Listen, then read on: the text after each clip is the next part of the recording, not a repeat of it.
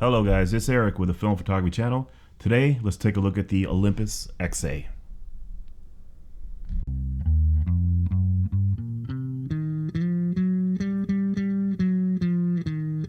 Alright, so this tiny little guy, this is the Olympus XA. It at one point in time was the tiniest 35mm full frame camera that you can buy. And so the Olympus XA, this particular model was introduced in 1979, and you can see the body looks just absolutely flawless, nearly, especially considering how old it is. The XA2 was introduced in 1980. The XA1 was introduced in 1982. The XA3 in 1985. And the XA4 was the same as the XA2, but it had a closer focusing lens that'll focus as close as 1 foot. And a cool little tidbit about the XA4, it had a wrist strap that was like a foot long. So you can actually, when you're taking your close-up photos, you can just put the wrist strap on your subject basically. This one isn't a foot long, obviously, but you can do that, and then you'll know that anything at the end of that wrist strap would be in perfect focus.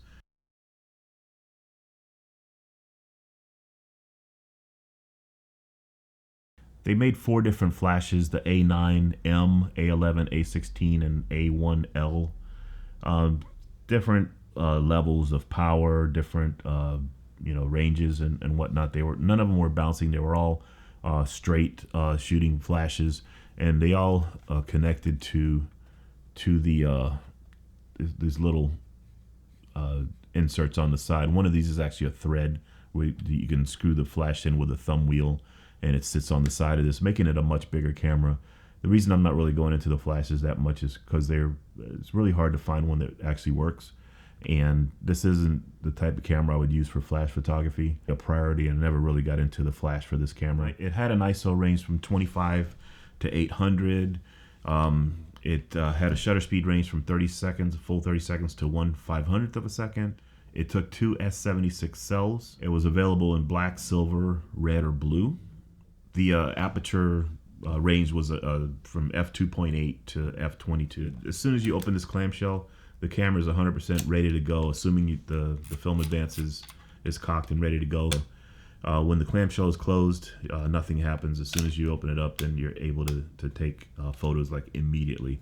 But the cool part about this is that the lens, Olympus came up with this really cool configuration that made this lens actually shorter than its focal length, which is a neat trick to pull off.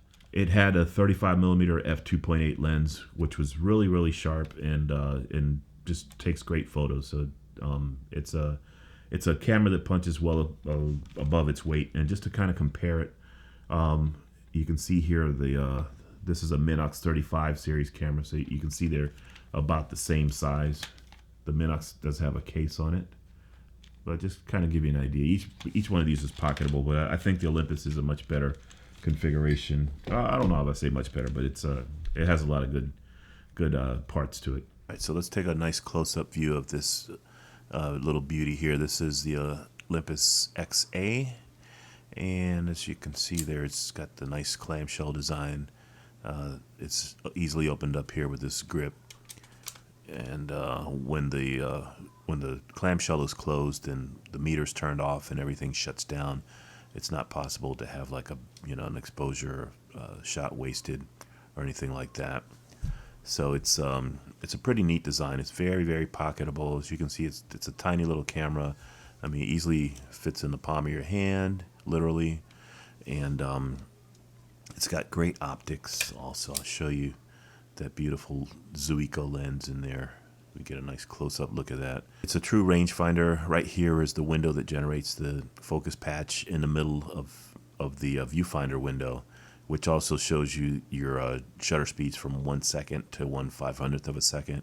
You set your aperture here, pretty straightforward, and you push it all the way up for flash, and which will cause the flash, which is attached on the side, to pop up, to activate. In other words, this is where you actually focus, right here. And if you look at the distance, you focus really from, you can see up top there, not a huge focus range from 2.8 feet, which is pretty standard for most rangefinders, until you start to run into parallax problems. So 2.8 feet to infinity, but you'll notice it really is 2.8 feet to about 8 or maybe 10 feet right in there before you actually hit infinity. So most of the time, unless you're taking portraiture, this camera will be focused at infinity, which is a reason that they kind of did away with the rangefinder, because at the end of the day, this is a point and shoot, so it's not really, a critical focus type of camera. But I prefer the rangefinder. I do like that you can, focus between that 3 to 8 feet and achieve critical focus. All right, these contacts on the side are for the flash. There's a couple of different flashes that are available for this camera. Basically, there's a small one and a big one. This is the Film Advance dial right here. It's just you can see that there. It's not a lever. Olympus is always really good at making nice clear film counter windows that you can see like in bright sunlight, or you can, pretty easy to spot what frame you're on. And in order to open up the camera, you do it like a lot of other film cameras. You just pull up on this, but you'll notice you can't obviously pull up on this unless the clamshell is closed, which is a good thing. All right, so let's open it up. We'll look inside, and I really want to point out, look at this big patch of glass. Look how big that rare element is there. And look how nicely coated it is. You can see the purple and yellow coatings at least. And it's a nice big rare element, which I think goes a long way to explain why the pictures are so nice from this camera. Loading the film is pretty standard. You put it in on this side, and then you advance it, making sure it hits the sprockets, and just put it inside there. Sorry I don't have a roll handy with me right now, but and you can see nice engineering all throughout, big screws and so forth. And once you close it up there and advance the film a couple of ticks, it's ready to go. And again, it won't shoot with the clamshell closed, but once you open it up, let's kind of give you an idea how this works. It's got a pretty decent exposure meter, gets the job done. Yeah, the exposure meter works out of this window, as you can see right up top there. And you can see the aperture open and close. Now when you're ready to take the photo, you just very simple, hit the red shutter release there, advance the film a couple of strokes, and then the shutter's cocked again and ready to go.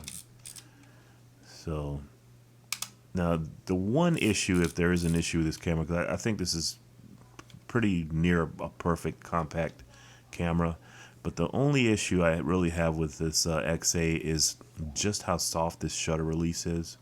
It's fairly predictable, but it feels like you're almost just pressing a flat panel. There's no tactile feedback really, and you can see it's just it just doesn't move. Like if you can catch this here when I press it, you don't even really see my finger moving, or you don't see the button moving hardly, maybe just a tiny bit.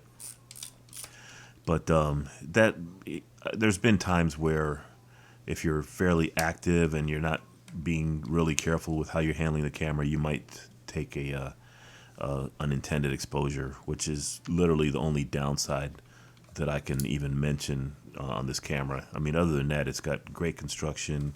It's a nice high grade of plastic. It's a great lens. You can see the coating and the good size glass, especially for a camera this size. So again, it's a lot of positives.